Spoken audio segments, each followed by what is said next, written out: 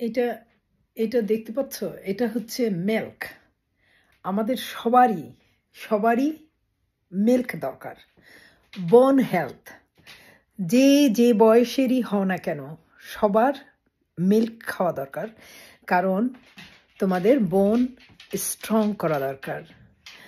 আমি নিজেই জানি, কারণ আমার আমার কিছু ঘাটতি ছিল বোন হেলথ। আমি হাঁটতে গেলেই ব্যথা করতো। সে অনেক আগের কথা, আমার তখন বাচ্চা কাচ্চাও হয় নাই। হাঁটতে গেলেই পা ব্যথা করতো, আর হাঁটতে কষ্ট হইতো। তারপরে যখন দেখলাম এদেশে সবাই মিল্ক খায়, তখন আমি মিল্ক খাওয়া শুরু করলাম। এখন কিন্তু আমার ওই ব্যথা নাই।